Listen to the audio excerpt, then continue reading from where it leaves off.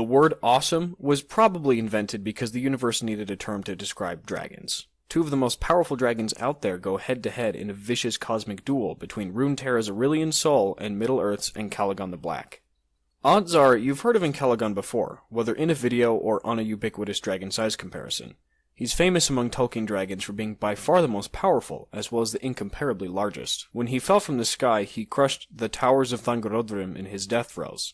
Towers is frequently used by Tolkien to refer to mountains, and since Thangorodrim was an artificial mountain range, that would make sense. It was constructed from the slag left over from building Angband, a titanic fortress that Morgoth ruled Middle-earth from. According to the Atlas of Middle-earth, Thangorodrim alone measured 150 miles across, and the tunnels under Angband stretched even further north. So we don't know exactly how gigantic Ancalagon was, but measuring him in the dozens of miles is pretty safe. While Ancalagon was obviously a villain, Aurelion Sol's motives are more complicated. He's a cosmic being as old as the universe who thought of himself as a type of celestial architect. He watched the sentient races of the universe rise into being, and when he decided one of them was worthy, he visited them and put on a space fireworks show. Essentially, he created a bunch of stars and casually rearranged a handful of constellations so the Targonians would respect him. Which they did. It's hard not to after seeing a display like that. But they tricked the poor guy, giving him a crown he assumed to be a gift. In reality, it was a mind control device that forced him to use his abilities in their service. He fought for them for millennia, until a disaster occurred on their planet that weakened their influence over him. Now he seeks vengeance against the Targonian civilization so he can once again create stars in peace. I mentioned that Ancalagon was the strongest Tolkien dragon, but what does that mean? Smaug destroyed a town and shook the Lonely Mountain, and Glaurung annihilated a countryside, so he's at least more powerful than that.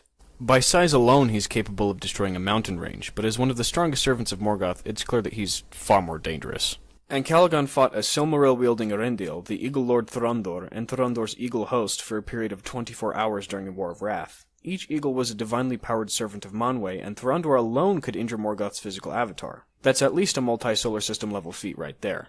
Elendil's Silmaril contained the energy of the two trees. Varda, the Star Queen, used that energy to create all of the constellations in the sky, so it's not anything to sneeze at. Whether or not Ancalagon was killed by Thorondor or the Silmaril, he's at least multi-solar system level. His combat and reaction speed is also laughably faster than light, since he was able to react to Elendil's skyship Vingilot. Vingilot regularly traveled to deep space and back in less than a day. As a Tolkien dragon, Ancalagon also possessed some measure of telepathic and mind control abilities. They were never shown, however, so we don't know exactly how potent they were. Aurelion Sol can definitely match his opponent's speed, as an entity that regularly crosses the universe and rearranges stars. There's no way to tell which one is faster, but it's clear that both combatants fight at least thousands of times the speed of light. I love dragons so much. Crucially, Aurelion Sol has access to several abilities that Ancalagon hasn't shown. He can manipulate gravity, flame, light, and plasma on a cosmic level, and amplify his own speed by shifting into his comet form. He's incredibly powerful physically as well. He resisted the gravitational pull of a black hole and is totally unharmed by the stars he forges on his palms. Aurelion Sol can control his own size, and could potentially reach the size of a galaxy as stated by the game developers. Not only can he be as large as a galaxy, but he has actually created galaxies as part of his work as a celestial smith. Even his base form is orbited by 3 stars. As epic as Ancalagon the Black might be, he's finally met more than his match. It's fitting that he would lose to a dragon of divine light.